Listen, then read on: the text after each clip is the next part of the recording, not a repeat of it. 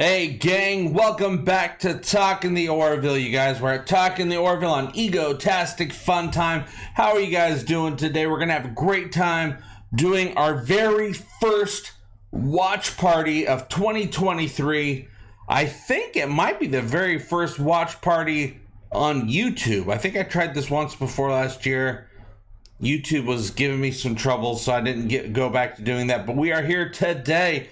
Jaloja Vaughn, how are you doing? Curtis Tate, I hope you're able to make it for a little bit. Mark Lawrence is ready to have some fun.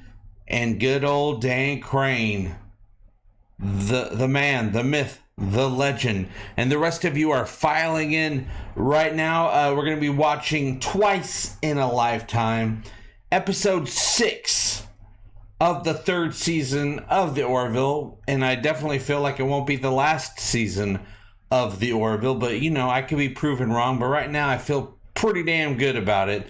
What's going on, SVD? Jonathan Perez, how's it going? Disclaimers for this watch party.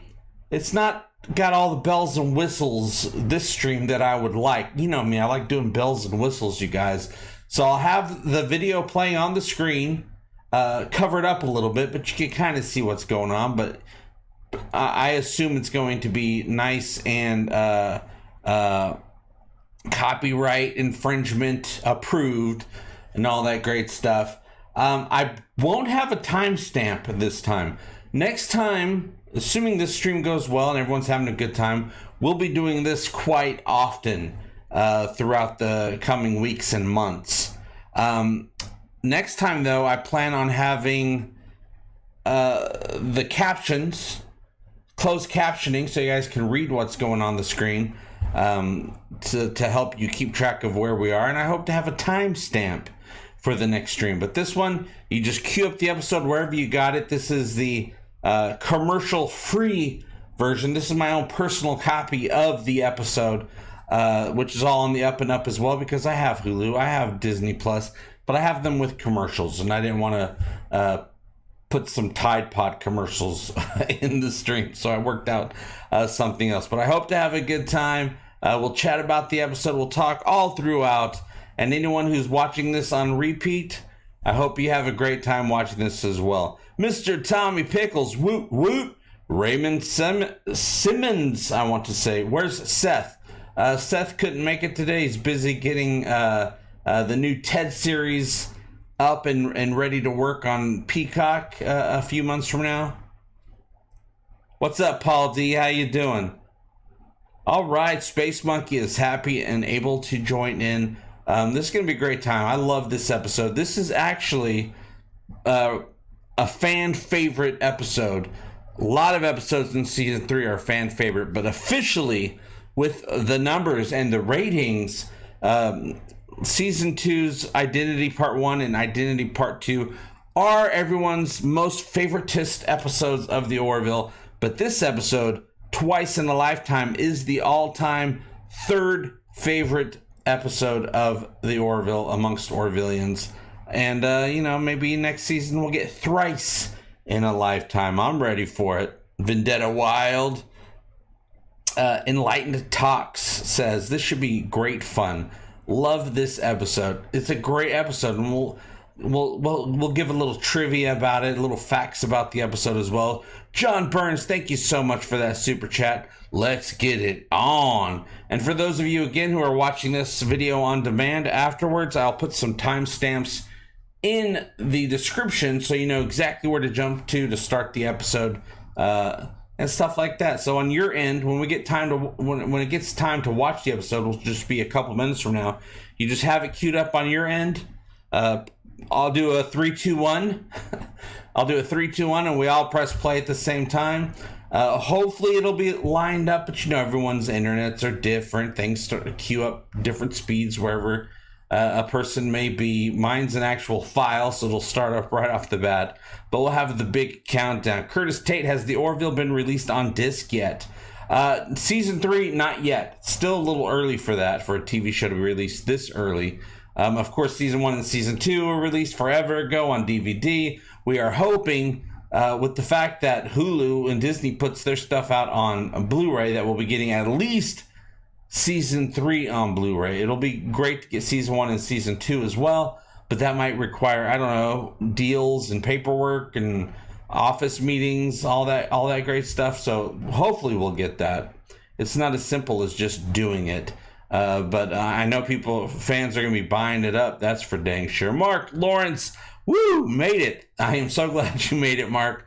Very much appreciated. Glad to have you here, as always. John Burns, super chat. Favorite episode was when Gordon's friend returns. Blood of Patriots from season 2. I can't remember the episode number. Was that episode 8-ish or so? Can't quite remember at this point. It's been a while since we've gone hardcore talking about season 2. But I'm glad to be back here in my element, which is the Orville.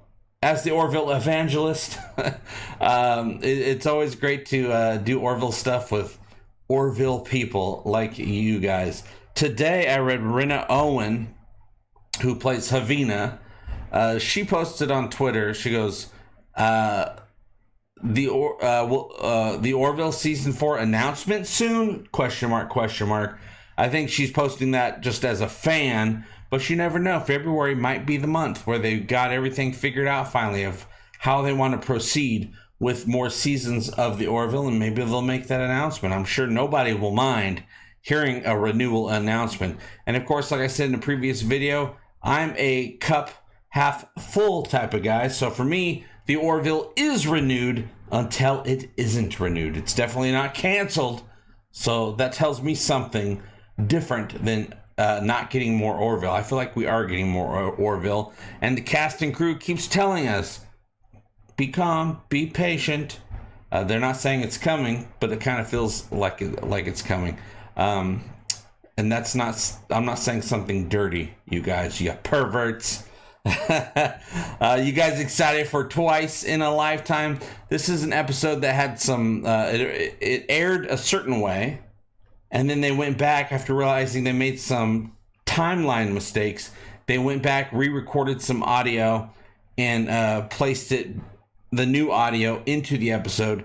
This episode, I believe, will be the original audio. This is the original version of the episode, but we'll talk about what they eventually changed it to avoid a time paradox, because what they originally did with this episode, picking up Gordon at a certain time frame, would have caused a time paradox, and they didn't even think about that. They're like, damn it, everyone's right, that does cause a paradox. So it bothered Seth so much he decided to go back, re-record the audio. But here, this will be the original. SFO says, thanks for being a great Orville cheerleader. I've never had so much fun. Even back in high school, when I was a cheerleader, I didn't have as much fun. JK, you guys. I was the manliest dude on campus. I wasn't a cheerleader. I was in debate club. I was pretty popular, and that's not up for debate. Mark Lawrence, as far as we know, the sets are still standing, right? I don't know. I don't really care if they are, because I figured if they do another season, they would have to, they would probably film it in a different studio. They would have to rebuild or reset up stuff in a new studio. Filming at the Fox lot for season 3 was just happenstance, because before the move to Hulu was decided, they already started working on season 3 at the Fox lot. So they said, hey, we'll rent it out or whatever and film our stuff here, since you guys are kind of part owner. Fox, kind of, not really. I guess you might be a little bit. But I would figure they would have to tear it all down to get it to wherever they're going to go. I don't know if Fox is going to want to film the show on the Fox lot if they're not full owner of the property, right? And, Disney might want to, show the Orville a good time and say, hey, come check out our lots. They're air conditioned, plenty of toilets. The bathroom, it's that way, or the restroom, I guess they would say. So that doesn't even matter to me. Hey, Paul Smith. Paul Smith says, I hope you are doing good. I am. Except for stupid OBS. I just came on. I turned on OBS a few hours ago to get this stream set up. I want to make sure the video was in the right place, that I had it covered, that I had all the buttons that I needed programmed in the right areas. And for some reason, I don't know why, because I didn't press anything, wasn't even using my mouse. It just decided to start streaming the live show, which is messed up, super messed up, because it ruins the URL that I've been promoting for the last couple days. Had it all set up. I've been promoting for a couple days now. Everyone was ready. Tons of likes, tons of people subscribing, waiting for this stream. And now I had to reset the whole thing. I had to do all the analytics over again from memory. Not analytics, but the descriptions. And I had to put the trailers and re-promote it. Really messed up my jam. And also, I didn't know it was live, so thank goodness nothing crazy was going on. I was talking with Jessica, my wife, because she got off the phone with her family. She was just updating me on the conversation. I had clothes on, thank goodness. I was just trying to hit my vape and relax and get all this stuff together that I need to get a few hours ahead of time.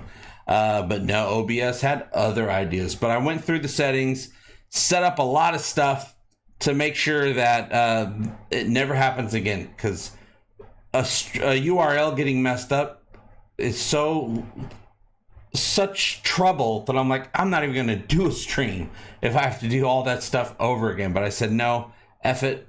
I'm excited for this. Let's get it going. Brian Dawkins, I liked your early stream. It was a lot of fun. I gave you $20. Oh, wow. Thank you so much, Brian. Brian, you're one of the biggest supporters of Egotastic FunTime and Talking the Orville and the Orville, and just being an awesome dude. You are living the dream when it comes to fandom, and I know I appreciate it. I bet you other people do too. That other stream, I was like, something doesn't feel right. Why is there a red dot on the OBS icon? And I was like, dang it did it again. And right away I knew I was going to have to do all that work over again. And I was pretty teed off about it. I mean, I could have been here, blowing my nose on camera. What if I was sitting here eating soup? That's the most uncool thing you could do on a live stream, is eat soup. But thanks, Brian. Good day, Kylie Pratt. How are you doing? Kroom says stream earlier was a great viewing, though. Let Jessica on the chair. Well, Jessica bought me this chair. I put it together the other day. It took like an hour and a half because there's so many pieces. And she's like, hey, I haven't tried out the chair. And I go for it. And she's like, oh, it's a nice chair. I'm like, yes, it is a nice chair. Thank you so much. Paul says, got to be honest, that sounds like a bad day. It's a horrible day. Starbase says, did you see the episode of American Dad? Probably haven't. I haven't fully watched a ton of American Dad. I mean, I have watched a lot of episodes of American Dad, but it's been a very long time. Season 18, episode 5, where Roger is wearing the Orville uniform. No, I definitely have not seen any episodes of American Dad that recent. Thank you so much, SFO. You and Jessica are very cute together. Well, I'm cute together with everybody. But yes, we are cute together. I can't wait for season 4, 5, 6, 7, etc. etc. is going to be my favorite season of the Orville. I just know it. Thank you so much for that super chat. Game Biter, you think Disney would make more money if they rebranded the Star Wars Galactic Star Cruiser experience to being Orville themed? I'd like to say yes, absolutely. 3 times the amount of money. But Star Wars is Star Wars. The whole point of Star Wars is toys, t-shirts, and themed park areas and roller coasters and whatnot. So I'm pretty sure Star Wars will win that battle, because that's the whole purpose of Star Wars. Am I right or am I right? Yeah, I make fun of Star Wars. I'm a longtime Star Trek fan, and that's all we had back in the day. We would make fun of Star Wars, whether we believed it or not. It was a lot of fun, and it was all in good fun.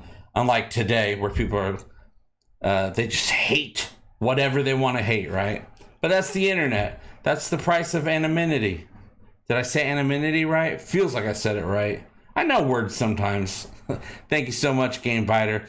Mark Lawrence says, I remember another time I went live when you didn't expect. Yes, I was just trying to write a script.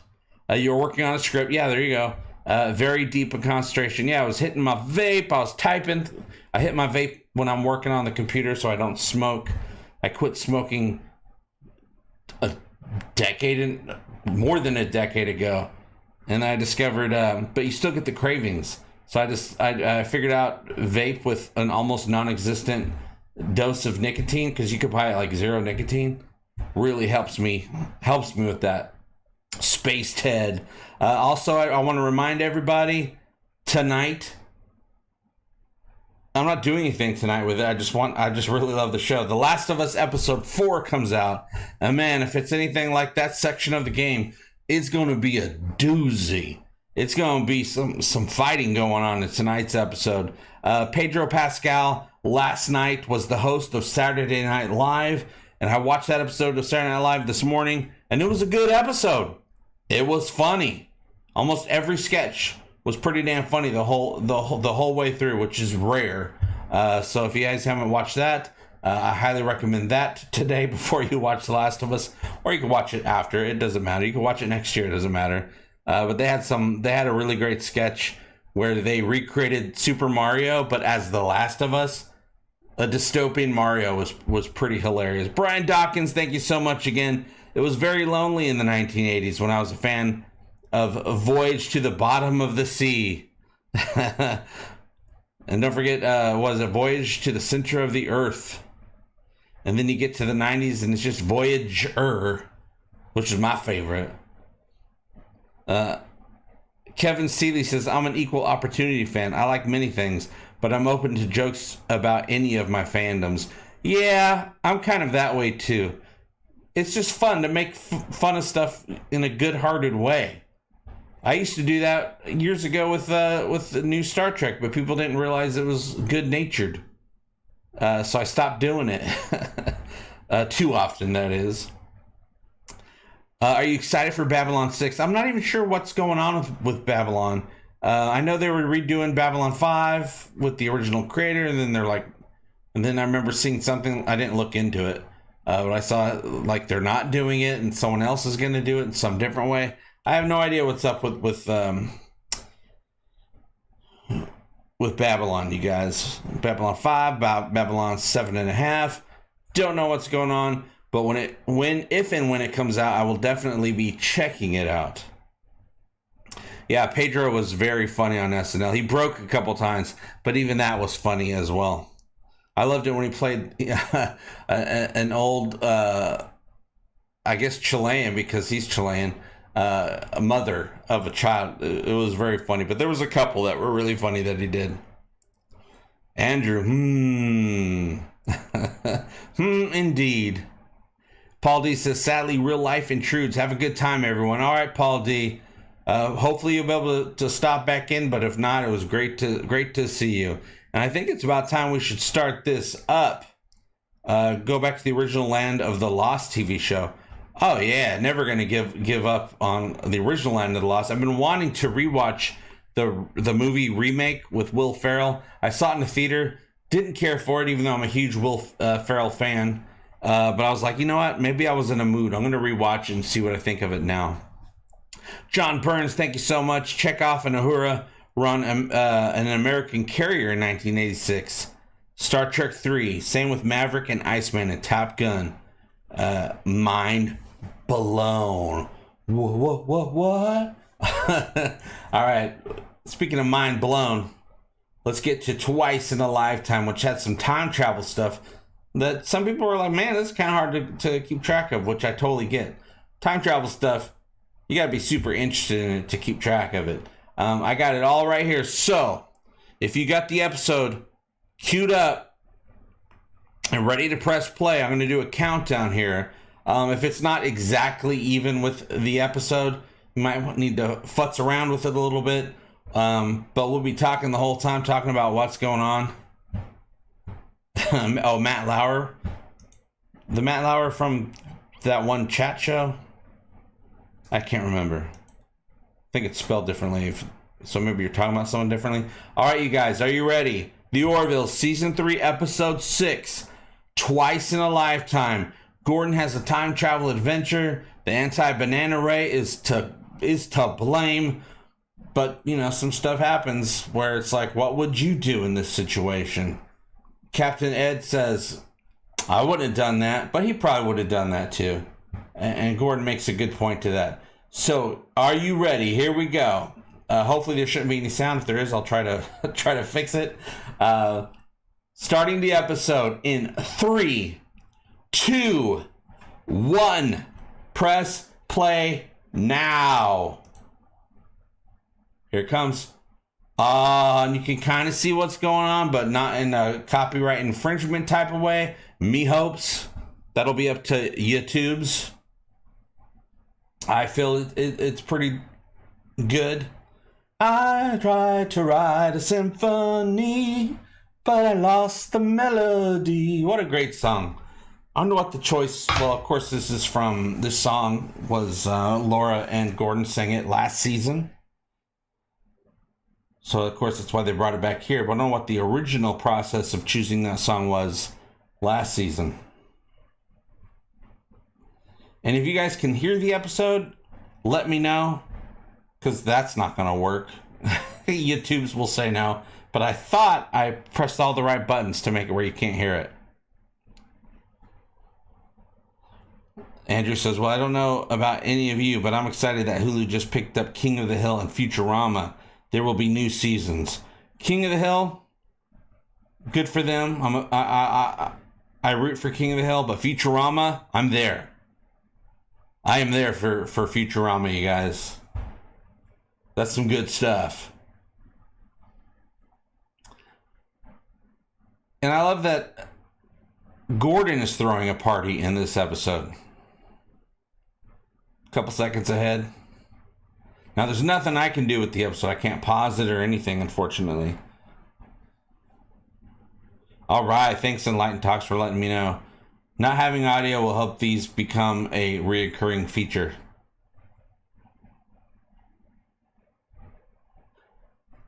Now, this whole season, Isaac's trying to win over Charlie. This is the episode, after 6 episodes, this is the first episode where it finally starts a little bit. When you work alongside somebody, a lot of your preconceived notions and judgments will begin to wash away a little bit, unless they're just a huge jerk. Then it might be reinforced.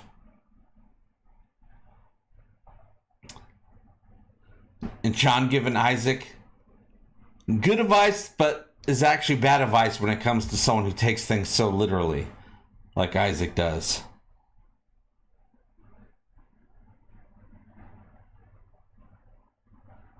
Yeah, all main bridge off duty. I always wondered that on Star Trek, because you'll have stuff where the entire main bridge crew is off doing something, a party or whatever, or a holodeck program. And you're like, where is everybody?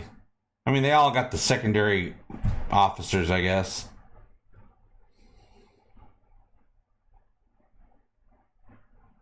No problem, Jonathan. I mean, if you've seen the episode a million times like I have, you probably don't even need to watch it. You just know what's going on, right? Yeah, I like Charlie, too. I really like Annie Winters. I've met her a few times, hung out a few times, and she's really great. She's a great kid, man. I mean, she's not really a kid, but I'm old, so she's kind of a kid to me. Get a fast tablet. Is your tablet on some sort of enhancer medication? Kevin Seeley, I love Charlie and Isaac's interaction in this episode when they are paired up. To locate the Dysonium. Now, this episode originally aired July 7th. And here we are, February 5th. We're 2 days away from an anniversary for Twice in a Lifetime. And that is just a coincidence. I didn't even think about that. Love it. Selfie. They dropped a selfie on us. SFO says, I laugh so hard when Charlie tells the real show that they just broke up. Yeah, that's thinking fast, ain't it? So this is the first trial of the anti-banana ray as a time accelerator or temporal accelerator. This is where we get introduced to a very special type of sandwich. And people are like, I wonder if the sandwich is going to come back. And I go, I know it will. Because that's just how comedy works. And I know that's how Seth would have wrote it. But we had to wait a while, didn't we? But at least we know that the season finale of the Orville New Horizons takes place 3 months to the day of this adventure. And this episode takes place in the year 2422.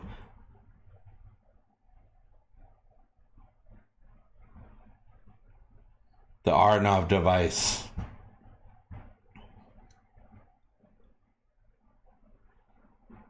Yeah, this episode is twice in a lifetime, so you have to watch it at least twice, Jonathan. So you did good. Plus, this is an episode where you kind of got to watch it at least 2 or 3 times just to kind of get the gist of all this time travel stuff going on. The stuff with Charlie hating Isaac was getting old after a bit. She reminded me way too much of a Dr. Pulaski from Next Generation. When I started to like her, she got killed off. I can't remember. Did Pulaski die? Pulaski! Can't remember. I mean, I know what happened to Charlie. I mean, it made sense of why she hated the Kalon so much. But yeah, you can't harp on it on one idea for too long, right?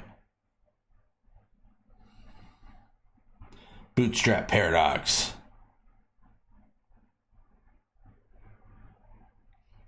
They must have had some editing because I was on exact, then I was ahead by 8 seconds. I did notice in my playthrough that it did freeze for about a second. But that's not 8 seconds, is it? Yeah, there you go, Kevin. A new form of sandwich delivery. Order a sandwich in the future, receive it in the past. Order it now and receive it 3 months later. I think they just invented a new food delivery business model. Timesies food delivery. Have it when you want it, literally. Pulaski just disappeared. No explanation. Yeah, I didn't remember her dying.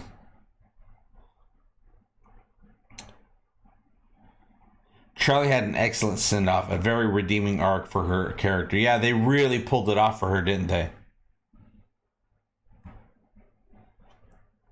I was telling Ann Winters when I interviewed her that I was like, do you think we could get a season 4? She's like, yeah, if enough people watch it, this is that. And I go, we probably won't see Charlie again, but we loved what you did, this and that. And she's like, you never know. And I'm like, yeah, that's true. It is sci-fi. They brought Spock back a million times. She's like, maybe Charlie had a twin sister.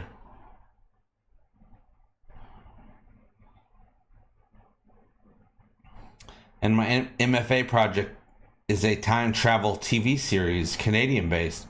Ooh, Canadian. What's up, Matt from Pranakasha Productions? Hola to you.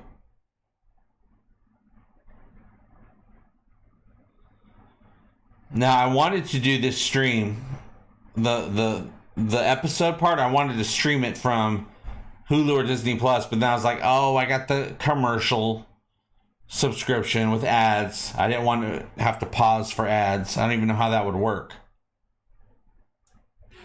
Welcome to Infected Croom. You are now infected with an Egotastic FunTime. Thank you for signing up and joining the channel to help us support the cause, the movement of taking our fandoms back with Egotastic FunTime, where a fan can be a fan. Egotastic are us.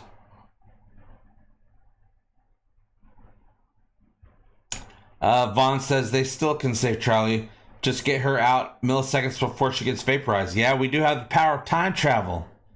Do we not? I wonder I doubt Mercer would commit to that, would allow that, or anybody in the union would allow that, unless it was absolutely the only way to stop a horrible thing from happening. We need Charlie Burke, or the entire universe dies. It's not my laundry, but my laundry's already done, but it's somebody's laundry that lives in this house. Today's laundry day here at Egotastic headquarters. EFTHQ. Yeah, we got the opening credits. Dun, dun, dun, dun, dun, dun, dun, dun, dun, dun, dun, dun, dun. Just like Free Jack with Mick Jagger. Wasn't he? Yeah, he was in that.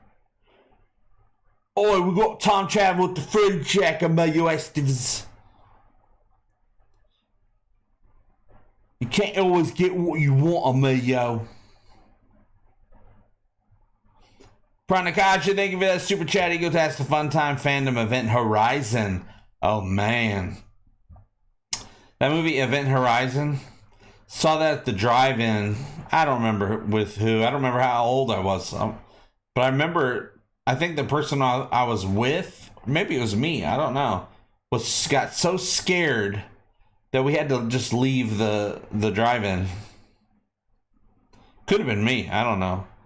Back in the day, I'd get scared sometimes. Now nothing scares me. Except for love.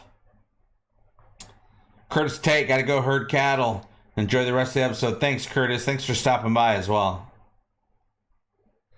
Yeah, maybe they clone her, which wouldn't be time travel at all, would it, Brian?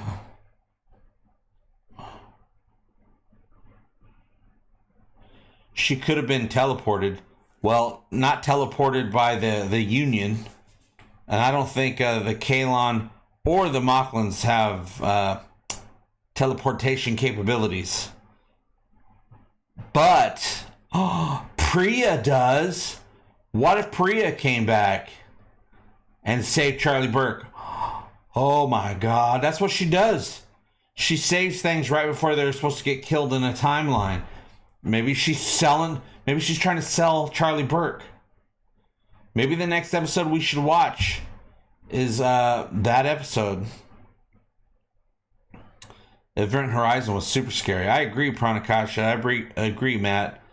I don't remember why. It was a long time ago. And thank you for that super chat. Helping to keep the channel going. She could come back as a Kalon. What if they uploaded her biological memories and downloaded her into a Kalon, which would be poetic justice, would it not? Let me see here.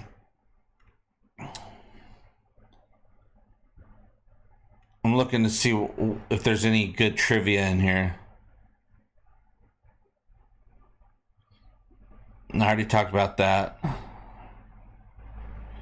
Ann Winters did not learn of Charlie's feelings for Amanda until the filming of this episode. After Seth MacFarlane offered, she was given the chance to reshoot the scene with Amanda from Electric Sheep with this in mind. Oh, I didn't even know that. They refilmed the Electric Sheep scene with Amanda because at that time when they filmed it, she didn't know about Charlie's feelings for Amanda. Very interesting. That costs money, yo.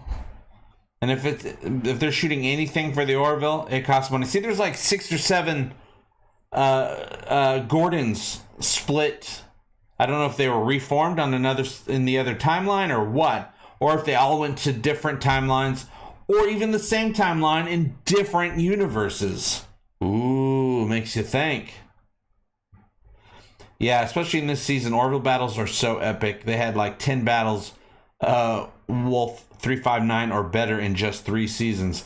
Well, even just the big battle stuff started in season 2 with Identity Part 2 specifically. And man, I consider all those battles to be just one of them to be way bigger than Wolf 359. Wolf. Chris Shapiro still want to know about the changes made in time due to Kelly. They fixed time, and Ann was never on the Orville. Ooh. From Mad Idolatry, I assume you're talking about. Well, the production with season 3, season 3 looks better. They got new technology, this and that. A lot of it, they're saying the production was going with the assumption that after the timeline was fixed in Mad Idolatry, not everything played out the way it would have exactly the same way. No. I'm sorry. You're talking about the finale of what am I thinking? The season 2 finale. Duh, there was no time travel stuff, not really, in Mad Idolatry. The road not taken. Duh, JP. You're supposed to know about this stuff. And I do. Sometimes I know about it late. I love shots like this where you can see all the crew on the bridge at a station. Nice wide shot. You see everybody. Not too wide, kind of a middle wide.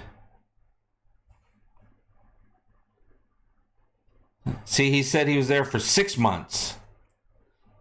In the new version, he was only there for 3 months. And the problem being with Gordon being there for 6 months and sending out this distress call is that when they save him at the end, spoiler alert, they arrive only 1 month after he arrived on Earth in 2015, meaning he wasn't even there long enough to send a distress signal in the first place. It messes everything up. I've zoomed in on that and read some of it, but I really need to read all of it. Maybe transcribe it out for fans, but I'm sure someone's already done that. If I do that one, I could just search, copy, and paste, right? Yeah, they either split Gordon up because it was a cool effect or because it means something. I'm betting it means something that they didn't even think of, but also it was probably just a cool effect because they didn't pay it off anywhere in the rest of the season, right? At this point, at this season, Seth MacFarlane wrote this season as a just in case. He wanted to open up some new threads that wouldn't be resolved this season. His daughter, Captain Mercer's daughter, stuff like that. But he wanted to close out a lot of stuff from the previous 2 seasons to give closure to the fans, just in case they did not get renewed for another season. What's up, Mark? How you doing? Welcome back to Egotastic FunTime, talking the Orville. We're talking the Orville today. Yeah, where's the tale of 5 Gordons? Hopefully we'll get one each new season.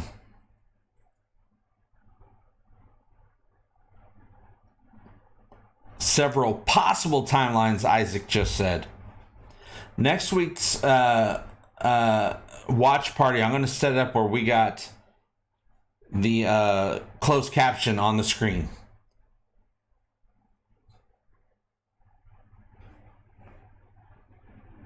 Are there any female Kalons or Kalons that identify as female? If Charlie came back as Kalon, she'd be the first female in their species, right?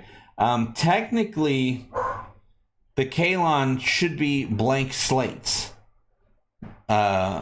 Neither male nor female. I think Isaac chose to go the route of male, looking for a girlfriend, but also Isaac's mate has alluded to, whatever. Hey, can I go out with you, John? He wanted to date John for a second, I think, in the finale. So they're neither male nor female. Though they all sound male, don't they? But hey, it's just a computer program.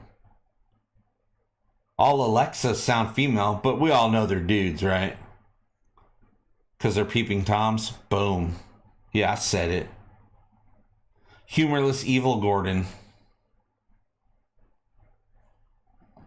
As long as it's a Gordon of any type, I'll go along with it. So here,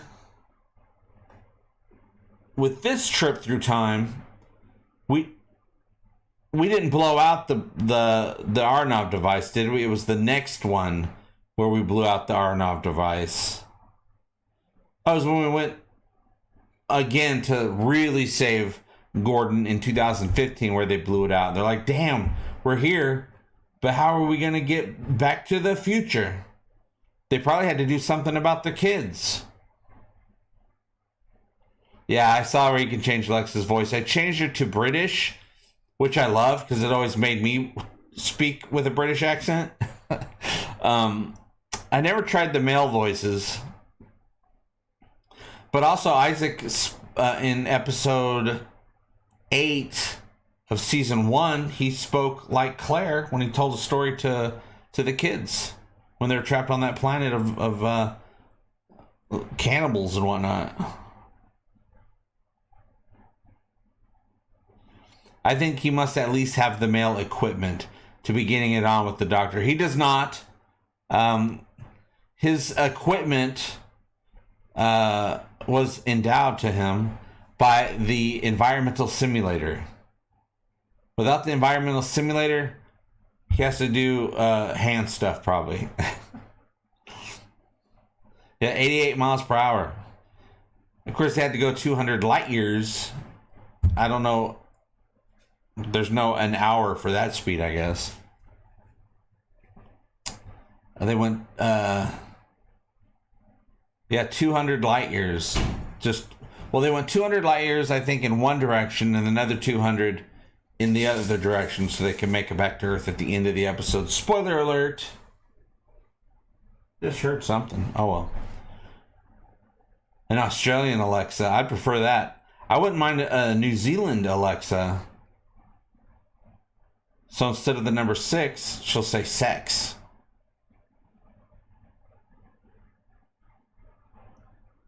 If I set a timer for eggs, it'll be eggs. 1.21 quantum watts. Oh, I gotta press a YouTube button here for you, Captain Martin. Where'd you go? Captain Martin, I want to join. I want John to create a device that allows him to bang a Solarian by having telepathic sex and ends up creating sometimes something similar to the Borg Collective. And a simple thing turns into a horrible situation. That's usually how horrible situations occur. They try to hide now, Chinese balloon style. Yeah, we shot down the balloon and then everyone went, yay! And then they went back scrolling on TikTok. I think I prefer the balloon. If Kalons can hide ray guns in their head, they can hide their man goods until needed. Chung, chung, chung. I don't think they ever expected to need it. That's really preparing for any situation, aren't they? Now, the Kalons were not created with guns in their head. They developed them themselves to aid in their uprising against their cruel masters.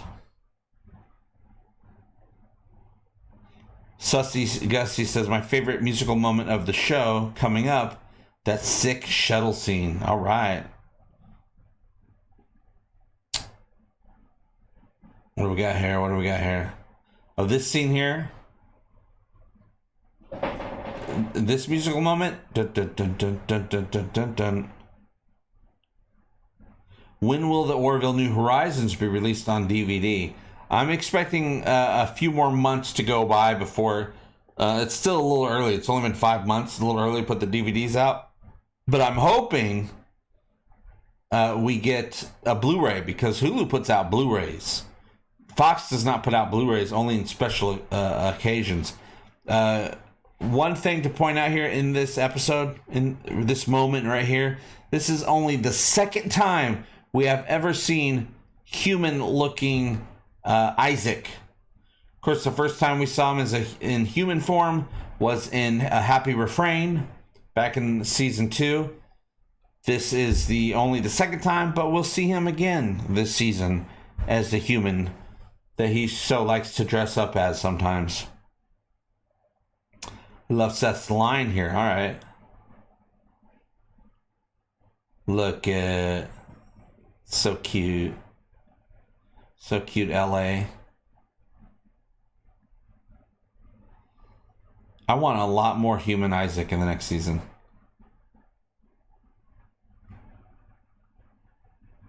Yeah, I love these new shuttles. They're modeled after combat helicopters. Not really the time, Isaac. Isaac's really trying, but he's not really great at picking the appropriate moments. All right, here's downtown Los Angeles, you guys.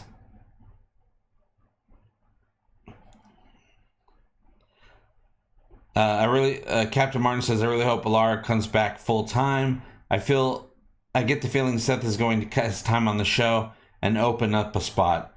I don't think he will. I think if he was going to cut down time, it would be on the production side of things. He's really been teaching everybody how to do this stuff the way he wants it done. So I think he would still do full-time Captain Mercer because that's easier. And all the other stuff that's going on, he'll probably cut back a little bit of that.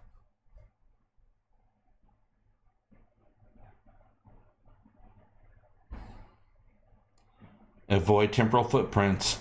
I love the adventure that Charlie and Isaac have. Very unexpected. Yeah, I know some people that really want the original shuttles back. I'm not one of those. The new ones just look too damn cool. And you go back and watch previous seasons, and they do just look...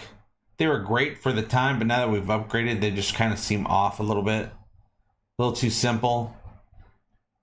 They don't look like they can kick any ass.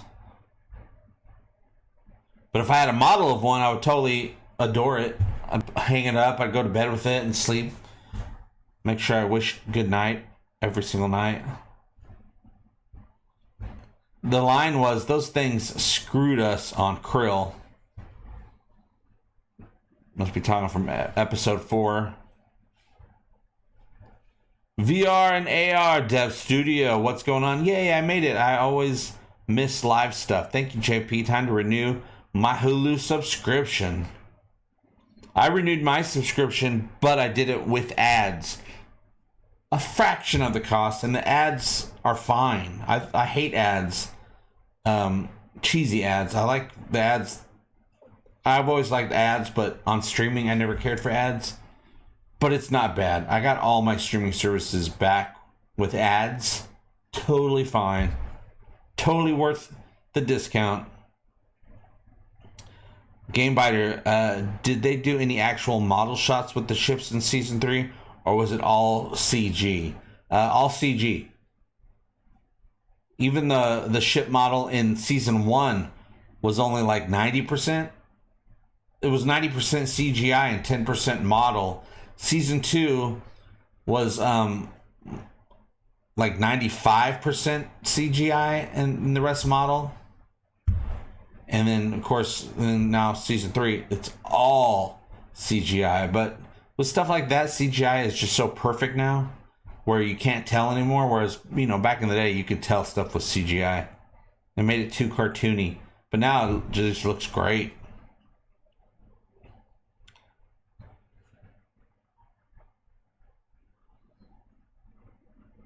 Dustin said, I am disappointed the CTV Sci-Fi did not carry the Orville season 1, 2, and 3. They were originally supposed to, but then, you know, years went by and all this whole streaming stuff has been working. It's businessy stuff going on for the last few years. And now everything's going to be streaming.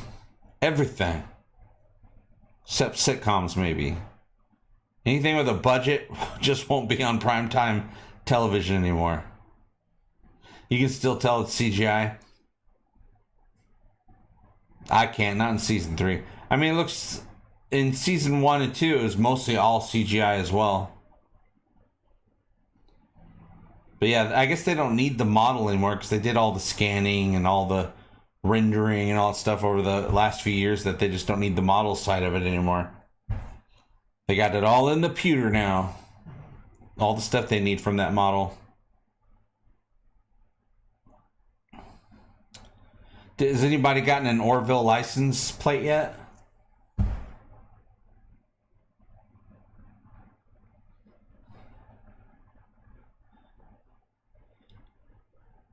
Well, you definitely can't imagine what he's been through because you haven't been through it. And if you could imagine what he's been through, you would understand.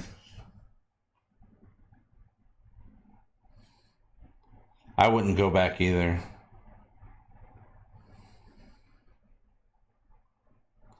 At this point, the CGI looks just as good. In the 90s, it was kind of bad.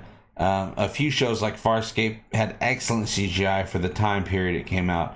Speaking of CGI, just the other night I watched, for the first time since 2005 when it came out, I watched War of the Worlds with Tom Cruise. Dude, that was a great movie to watch. And I was watching the effects. The effects look great in it for 2005. I mean, it's almost on par with what you'd want today. You can see some of the phasing in and out from the CGI stuff to the real stuff, the practical stuff, but it's pretty seamless, and it looks great. It looks pretty damn good, and plus it's just a fun romp. Also, last night I watched Greenland with what's his nuts, the Scottish dude, and Gerard Butler. That was a great end of the world movie. I was very surprised. No new episodes of The Orville as of yet. We're still waiting to hear about season 4, which I feel very good about it getting renewed and beyond. I think they're just working it all out. The cast and crew seem to be very optimistic about it on all the social medias. Yeah, the model belongs in a museum. I think it... God, what did Tom tell me? Things like it costs like $150,000 or more to make. It's extremely detailed and pretty large. These two, Charlie and Isaac. Such a fun adventure I never expected. And they end up in this motorcycle bar, which I never expected to see on the Orville. And they even throw in a reference to Casino with this Rolling Stones song.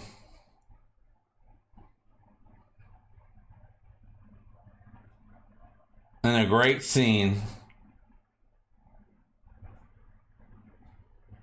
So funny with the arm wrestling.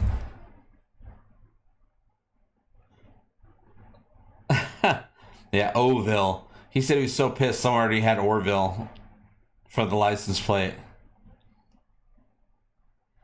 You have an Orville decal on your Model 3. Very nice, Pranakasha. The effects in the 1950s War of the World were damn good. I need to check that out. I might have seen it forever ago, and if I did, it doesn't matter. I was too young to remember any of it. Still think it's better when you mix CGI with actual props models. Mixing them makes it harder for your eye to tell the fake right away. Oh, I agree. I don't need a mix when it comes to just space stuff, you know, flying machines in space, but when it comes to stuff that has people in it, I prefer the mix. All right, Kevin Scott. Hey, JP, about to go to musical rehearsal for the Adams Family. Give you a couple snaps. Uh-oh, tablet's dying. Movie Mouse, plug it in, plug it in. Oh, Enemy of Mine is one of my favorite movies, Vaughn. Love it.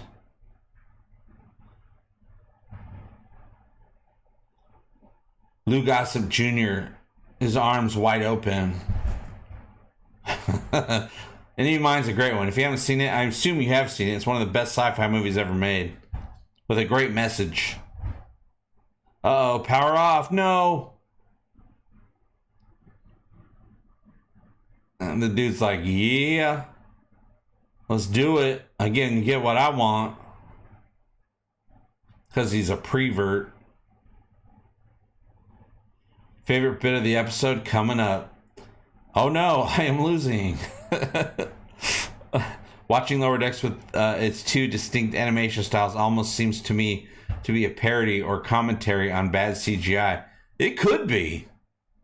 It actually could be. Look at that dude. He's ready to go.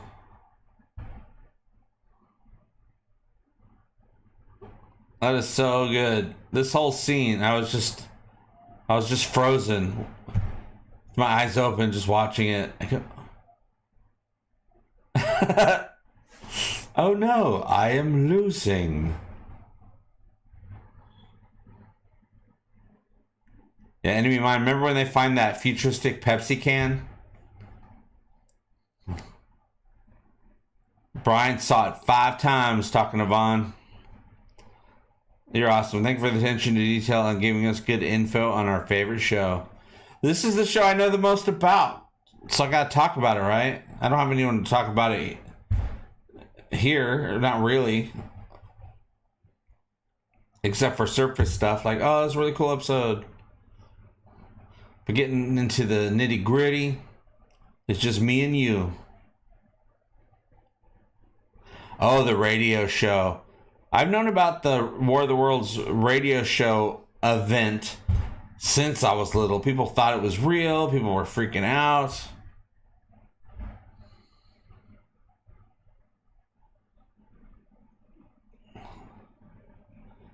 Movie Mouse. And yes, I totally memed the arm wrestling scene to support the local hockey team on a road trip. Awesome. Fandom. Kelly and Ed are just mortified about the reality. Because also, think about it.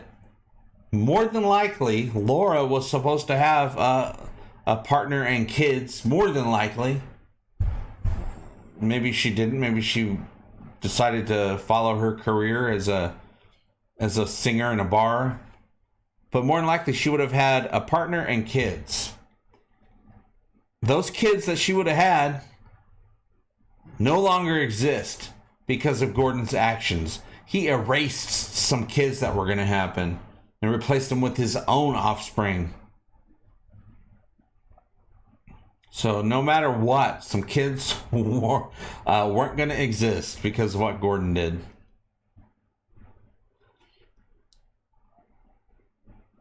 Chris says, I watched Lower Decks an unhealthy amount of times. I still have to watch season 3. I want to watch season 3. I just haven't gotten around to it. I haven't been like, oh yeah, Lower Decks, and then turned it on. When I'm looking for stuff, it hasn't popped into my mind. Help me pop it in my mind, you guys. Vaughn says, have to watch it again soon. I have seen it like 30 years ago, but it pops back into my mind all the time. Great moral story. Same. It's been a long time since I've watched it, but it does pop into my mind quite a bit, that story. Dennis Quaid and Louis Gossett Jr. on the ocean. Thank you so much, Dominic Johnson, for that super chat, super sticker. Really. We love super stickers here at Egotastic FunTime. We love anything that's super at Egotastic FunTime.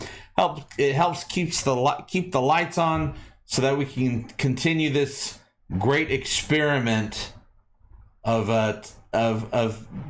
taking back fandom by having a better time than everyone else.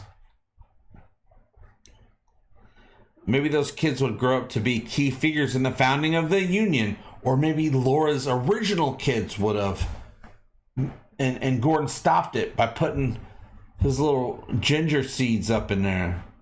Silly old Gordon. This was unexpected. Not all the way, but how far it went was very unexpected. I started seeing, well, y'all did, it was pretty obvious, in episode 4 when they're all having that bar crawl through history and they're in the Western era. You kind of see there was some stuff going on.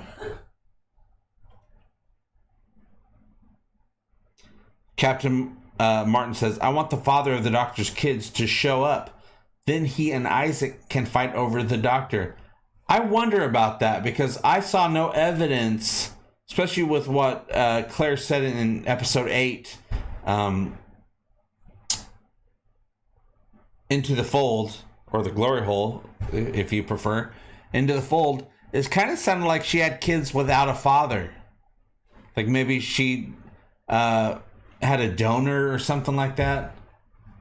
If you rewatch it, it doesn't give you a direct line to assume that there's necessarily a real father in the mix. But she could. That's the easier way to do it.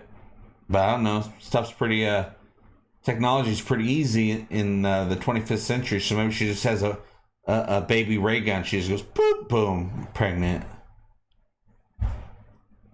Instead of a natural baby ray gun. You know what I'm saying?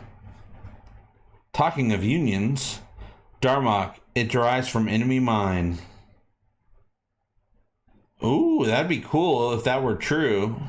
I could believe it. Enemy mine was before TNG.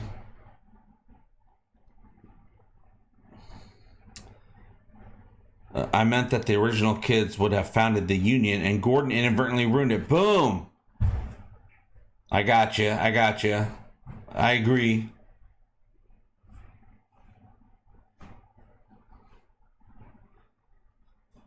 Gordon spent 3 years in the woods of Connecticut, living like a hobo.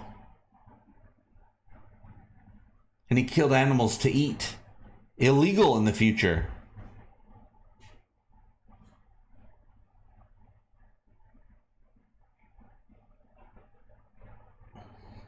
You hope the bikers get their bikes back.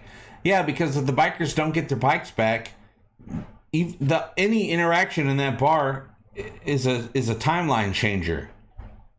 That's some temporal problems going on there.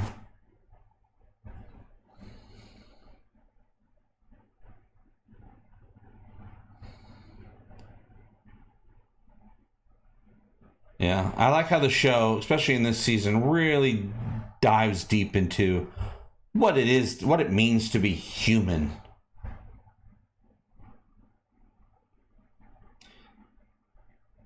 And while Gordon did wrong by breaking the Union rules, I think everyone agrees with him. I agree with what Gordon did. I think once you're in the timeline, you are part of the timeline. Or you could be part of the timeline. Maybe anything you changed was how it was supposed to be. Booger says, I live in Connecticut, but probably far away from where Gordon lived. I don't know if I'd call it living. He's probably eating ladybugs.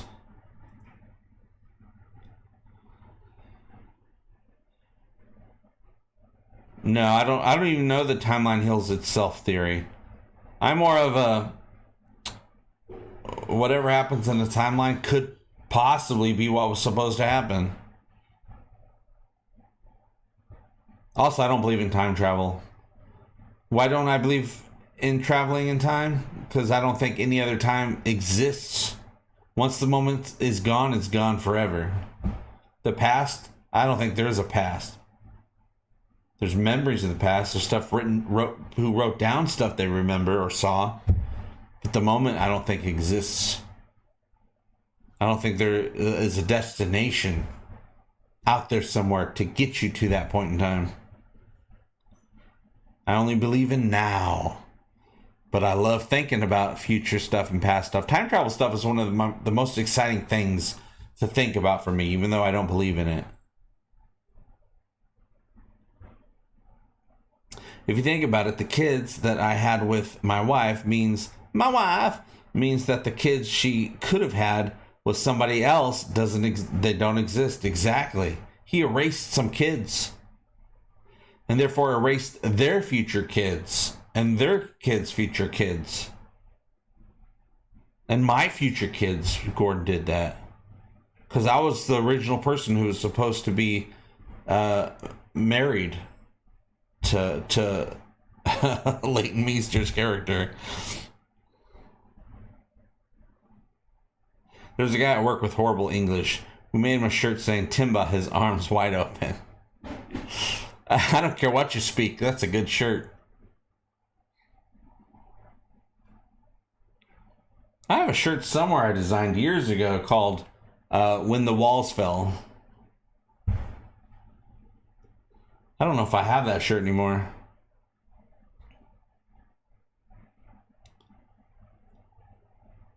Saw a pretty good movie with Leighton Meester, a new movie, a serious like murder mystery movie with her. She starred in it. It was Jessica was watching it, and I watched a little bit of it. I don't remember what it's called, but it seemed pretty damn good. Time is an illusion. It's how we perceive the fourth dimension. Do-do-do-do-do-do-do. Yeah, I think time's an illusion. I think the only moment that exists is boom. Oh, it's gone. What about quantum superposition? I don't know. I don't know nothing about it. What's up, cat lover? I too am a cat lover. And now with my new family, I'm a dog lover. We got a pretty good dog. Never been a dog guy, but we got a pretty good dog, I have to say. She's a good friend. And she won't eat your food unless you leave it out. Unless you go to the restroom real quick, she'll eat your food. But if you don't go anywhere, she's not going to bother you. Hopefully the walls will never fall on the Orville. I think the Orville's got many years and many spin-offs in its tank. All they got to do is hit it, as Captain Pike would say. Floor it, Hulu Disney. All time is an illusion. Tea time doubly so. Well, a very merry birthday to you. To me? 42. That's the meaning of life. At least it used to be. I don't know what the number is now. 43.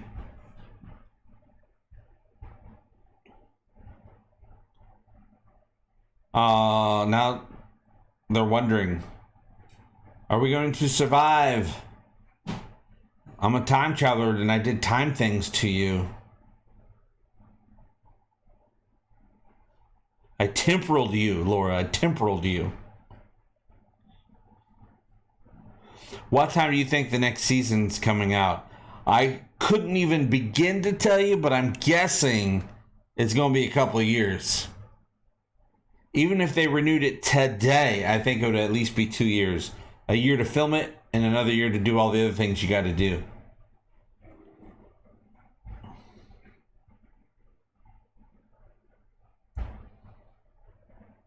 She was great. I remember way before season 3 came out, back when they were filming in production, somebody emailed me and said, oh my gosh, they just filmed an episode of the Orville in my neighborhood. This is the episode they were talking about. And my friend Michelle auditioned for this role. She didn't get it, but she auditioned for it. She had a lot of questions she was asking me because she didn't understand why the character of Isaac, who she didn't realize was going to be in a skin suit, and Charlie, why they were acting the way they were acting. She just assumed he would still be a robot or something like that. So she had a lot of questions about the characters.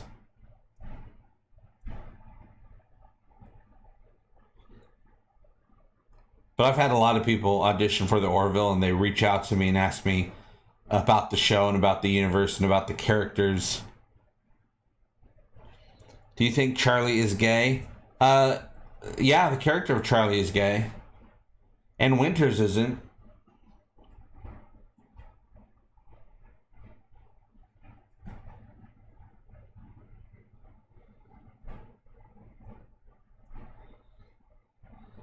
Isaac and Charlie posing as a couple. Yeah, but she hates him. She's not having it.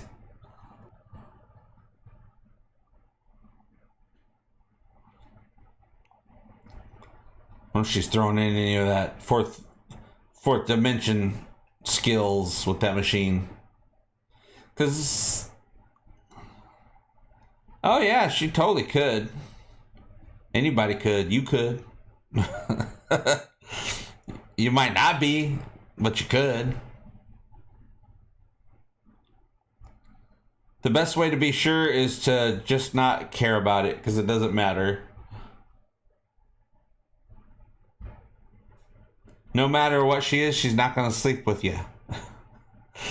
That's why I never got that. It's like, oh, that's messed up. I'm like, well, she's never going to sleep with you, so what does it matter? Also, leave her alone. She's young. She's too young.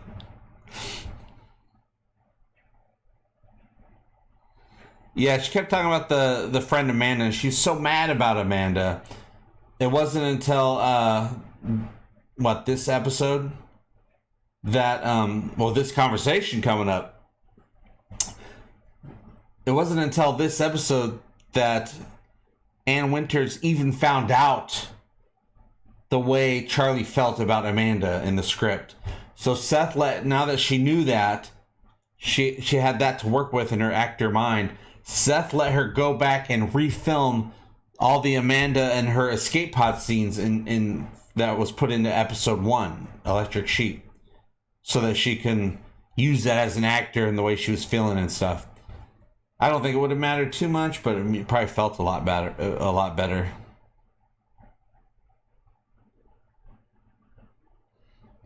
The story of Charlie and her girlfriend was handled way more subtly than I expected from today's entertainment.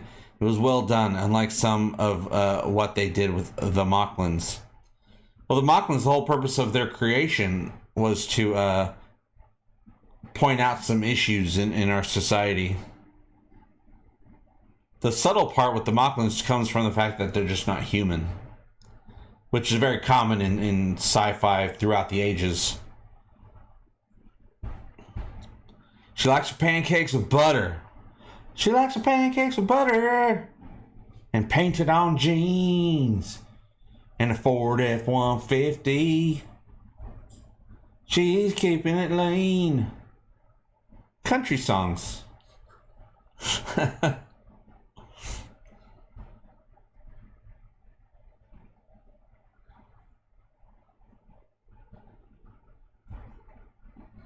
Let's see, have we had that episode at this point? No, we haven't. When he gets emotions, that brief moment in this season, man, does he understand love more than anybody, probably more than humans. Too dry for me. Those gall dang Mocklins are a pain in the. They're a pain in the ethics center sometimes. Greetings, Joe. Welcome to our latest program, a watch party. It's great to talk about the Orville and the stuff we like while watching an episode of the Orville. I do have to say. And I have to say, it's been maybe a month or two since I've watched a complete episode of the Orville. I've watched a bunch of scenes. I'm always watching scenes from all Orville every week throughout the week. But to see a whole beginning to end episode, it's been a while. We just broke up. The look on his face, I never noticed that before. He didn't expect it, and he just raised his eyebrows like, well, I guess so. Yeah, a pain in the ethics center. Now we got Johnny Knoxville and Jack McBrayer doing this fake sitcom. Very much an Odd Couple. Heck, it could be a remake, an 18th remake of The Odd Couple. Which I totally believe we'll be getting more and more Odd Couples throughout the rest of what we may have left of our lives. Expect at least a couple of Odd Couples reboots. Uh-oh, they brought the muscle. But I posted a short of just that episode because I had more footage of it. So I put it all together, made it complete. And people are like, what is this? What show is this? I'm like, the Orville. They're like, no, it's not. I'm like, yeah, it is.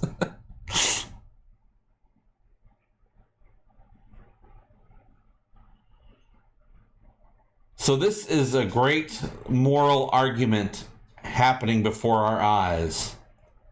Do you pull him out, or do you let him stay and you go back in time and assume that you're fixing everything? Whereas I think in the world of fantasy time travel stuff, I feel that they would be creating a different timeline. I think when something happens, it happens. So even if you go back in time and change it, I think it's you created a new timeline. And that it still happens, but now it's a different timeline than the one that you're in.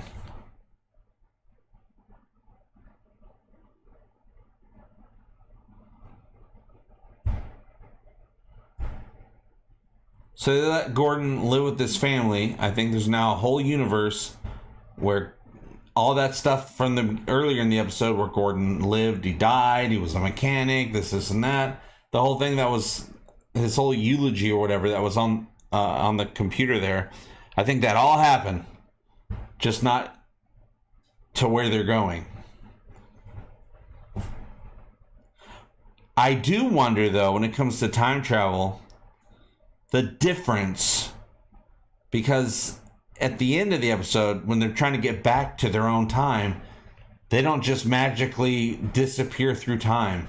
They travel there, physically travel there at the super speed of light, which is different than just appearing. They are physically making the route, the trip. That, I think, could possibly make a whole other new set of time travel rules.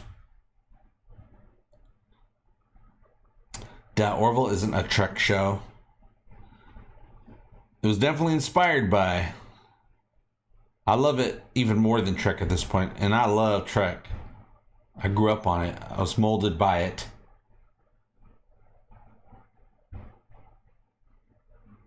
But this is the utopian science fiction universe I feel I belong in. I feel I can work on the Orville and no one's going to fire me.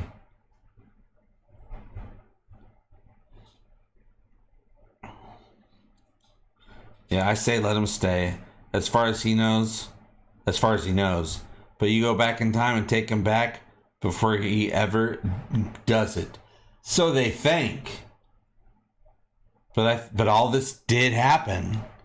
So I think they just went to another universe when they traveled back to 2015 and picked up Gordon a month after he sent the distress signal. They fixed it.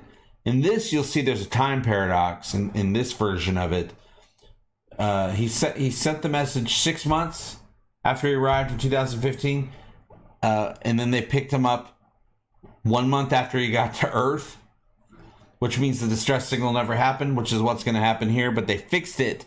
If you go on Hulu or Disney and stream it, that's they fixed the audio. They overdubbed some Gordon stuff. They overdubbed some John stuff with some new information to make it all make sense. And it truly was just an accident in the writing. And they look out for that type of stuff. And Seth was like, I can't believe we missed it. I mean, we painstakingly went over everything that happened in every episode. And somehow we just missed that one thing.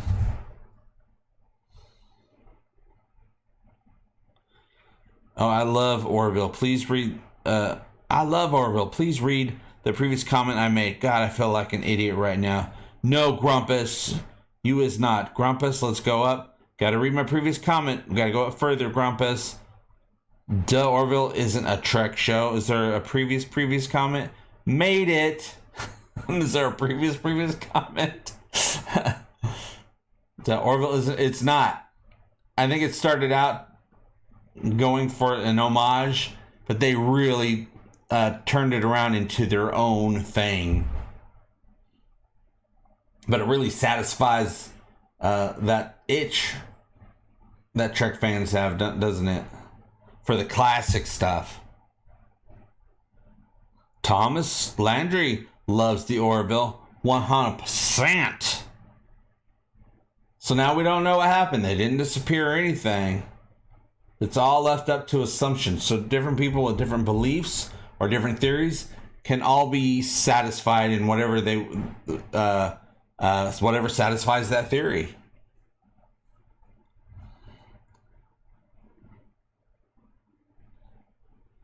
Movie Mouse says, I wonder if Gordon knows a lot more about time traveling than he has been given credit for. Well, he definitely knows it in a personal way at this point. Well, not when he comes back. Well, a little bit. He had a few months. He had a few months in 2015, living a crappy life. So for him, I'm sure time travel is crappy.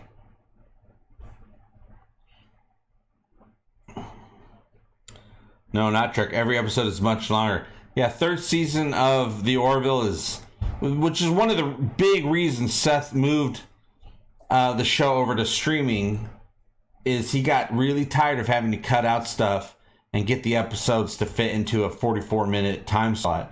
He goes, the story should be however long it needs to be to tell the story properly. So, we get every episode is over an hour in season 3. Without commercials, it's over an hour. But a lot of them are way longer than that. But just a bit of Red Dwarf thrown in for seasoning. I just saw on my Fire TV, one of the freebie apps, has the 2020 Red Dwarf movie available to watch for free. I never saw the 2020 movie. I think I saw the one before that. I think I'm missing out on either 1 or 2 latest seasons of Red Dwarf and that 2020 movie. I have to get caught up. I've seen everything else. I first got into Red Dwarf when I was like 10 years old. I'm so surprised they still pop out episodes and movies of it. And it's very interesting that previous Gordon, only a couple months of time travel under his belt, agrees with Ed and Kelly. And he can't believe that he did that he went and sought out his love and had children and all that stuff. Yeah, they sit on a giant egg. Does it hurt when it comes out? It is very uncomfortable.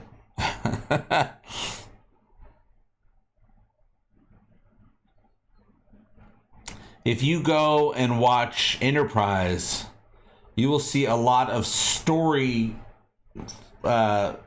types of stories that will coincide with some of the types of stories they deal with here on the Orville. Now, also keep in mind, a lot of the people from production from Enterprise, and I'm talking the writing staff, the people that move stuff, cinematography, even Seth MacFarlane himself, who was in a couple episodes of Enterprise, a lot of them were moved over and work on the Orville. David A. Goodman, Brennan Braga, the guy who wrote Darmok, I think, wrote an episode of the Orville. Which one was it? I can't remember right now. But I feel like the Orville is the torch bearer for Enterprise, with a TNG Voyager skin avatar. Yeah, the 2020 movie is about cats. I do know that, but I haven't seen it. It's about the cat people. It's about cats. And Lister's like their god or something like that. I think I saw Back to Reality. The Lockdown Red Dwarf film has some laugh out loud jokes from Holly. Gotta love Holly. I even love the original Holly. So they had to take down their shields, their deflectors essentially, the stuff that keeps them safe while traveling at light speeds. If you remove that, kind of enough course, it'll stop the effect that stops them from traveling through time, basically, by going at super high speeds. So they're going to remove that, and boom, they're able to travel through time. Forward through time. I don't know if it would work backwards. But also in this episode, it said the Arnov device was destroyed. It would take them 6 months to repair it. I'm sure that thing's getting repaired. Guaranteed.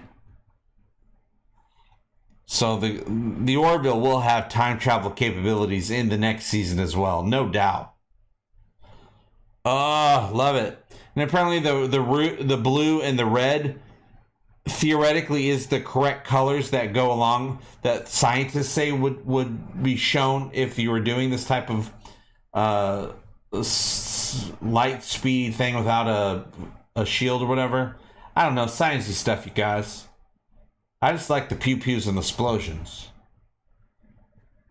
And Lieutenant Dan.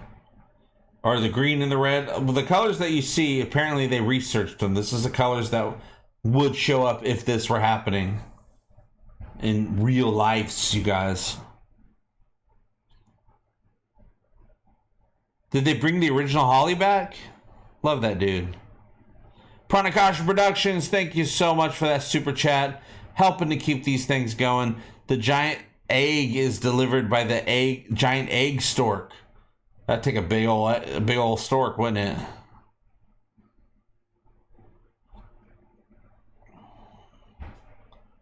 Did they change what Charlie said when they blew up the device at the end? I swear in the actual showing it said for the Union, and it was changed to something like, I'm here, Amanda, is what it is. That was there since the original. The very first time it aired, it said, I'm here, Amanda.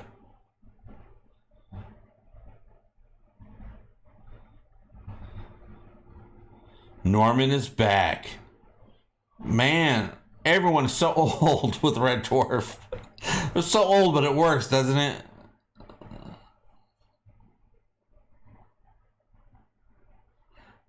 Norman Lovett, very good. Went to one of the tapings, and the audience was very good. Awesome! Wow, what a thing to go to a taping too. I've gone to a few tapings of various shows. But man, I definitely would not have had the opportunity to go to Red Dwarf taping unless you're talking about something else. But Red Dwarf sounds about right, doesn't it? I saw the Addams Family musical on Broadway. Babe Newirth Bebe was great as Morticia, and quite hot as well, like coffee, right out of the coffee pot. Yeah, we all got old with them. There's so many things from when I was a kid that they still make today, or they keep bringing back, like Scooby-Doo or whatever, and they keep aging it up for the audience now. And I'm like, I don't need these shows when I was a little kid to grow up with me. Be what you were. Let the new generation of kids enjoy you. I'm good. I moved on to other things. I'd love season 4 to dive into Mercer, Talia, and Anaya's relationship. Maybe she can turn around.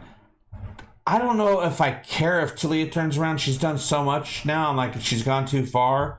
I think we're going to have to fight to get Anaya back. And I think he's going to do it. It's going to be, remember in Insurrection? Was it Insurrection? Yeah. Where Picard's like, I'm going to go down there and take care of this biz. You guys stay here. This is none of your business. And they're like, no, Captain, we're with you. And we're going to be on your side too. And we're going to help and go down there. F Starfleet. We're breaking the rules. And I think that type of thing might happen in season 4 when it comes to Anaya.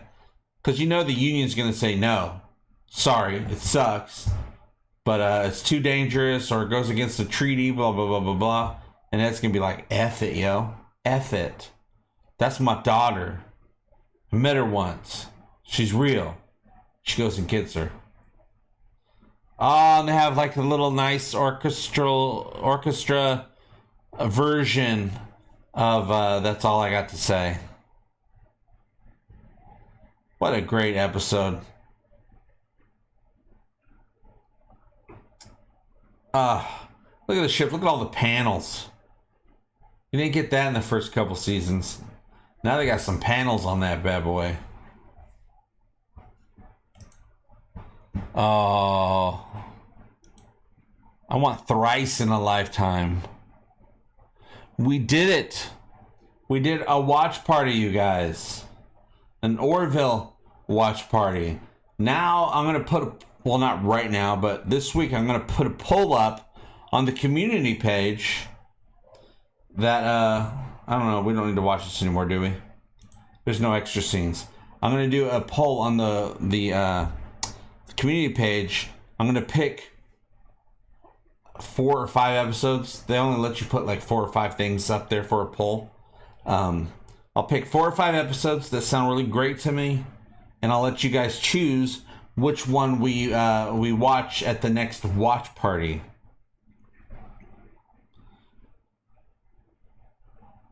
Vaughn says, I am still sure Anaya is a hologram. She is too old. Well, we don't know how long it takes for the Krill to age. I mean, she seems older than the 2 or 3 years it would have been since the last time they saw Talia. But it's a whole different race. I mean, Mocklins go from a newborn to an 8-year-old within 3 months. Topa is probably the age of an older teenager, an 18 or 19-year-old or 17-year-old, but she's really only like 3 years old. So some of that Krill blood could have gotten in there. I'm pretty sure at least 50% of her blood is Krill blood. But they did show that they have hologram technology, didn't they? That was a very interesting scene as well, because they're kind of talking about abortion and stuff like that. But they give Ed's side, which is the pro-choice side, but they also give Talia's side, and people discount that a lot. They're actually giving Talia's side and the Krill side of that argument as well. And a lot of times people will just, see one side and they don't even hear that they're also talking about their point of view as well. And it lets the audience figure it out for themselves. They ask a question and let the audience think about it and figure it out for themselves. Another thing I love about the Orville. From unknown graves. Yeah, but thank you guys so much. I'm excited I've been sitting here for a few hours now, getting ready for the live stream. I like to make sure everything's set up just right, so I'm not going to get any surprises. I'm going to go hang out with my family. We're going to go out to dinner, I think. Oh, Cat Lover, you got the Orville book? Which one? The new one, the actual novel that Seth wrote? Sympathy for the Devil, or the book that came out in the first season, which was The World of the Orville, because that's a great one too. Lots of great pictures. That one's a great coffee table book. Highly recommended if no one's picked that up yet. Hopefully we get some more stuff like that. I know at one point they were thinking of doing the art of the Orville, which I think people would very much enjoy, because the art is so good. Kit Stolen and the other concept artists for the show have done such great work. Good, I'm glad, Vaughn. Thank you. You enjoyed the watch party. I hope you guys did. I enjoyed it. I love how the episodes just spark even more conversations about the Orville universe and other great things too. Yeah, letting you make up your own mind. That's what I appreciate, is just being given some concepts, given some facts, given some opinions, some personal experience from people living different lives, and letting you decide what you think about that. Nobody wants to be told the answer, right? Thanks, Kroom. And I want to thank all of you for helping support the channel with your super chats and becoming channel members. Thank you so much. Last stream, we got like 10 new channel members for the month of February, thanks to the kindness of others gifting out subscriptions to random people in the chat that follow the channel. No, I have a big book with 4 or 5 stories in it. Oh, you have the new library edition of the comics. Oh, I forgot about that one. That one is so beautiful. So cool. I would love to have that showcased in the back on the wall. Mark Lawrence, thank you so much for that super chat. Thrice in a lifetime. The other Gordon still exists in an alternate universe. He sends out another message to the future wondering why he didn't vanish. I would love an entire season where each episode is a different Gordon reaching out. That would be amazing. I can't have too many Gordon stories, you guys. It just doesn't exist. I want a whole season of Gordon stories. I want the Orville Gordon Horizons. Fawn says, thanks for the gifted sub last stream. Don't know who did it. I don't know either. It was either Pranakasha or... Who was the other person giving out? I can't remember. I'm sorry. I'm a horrible host.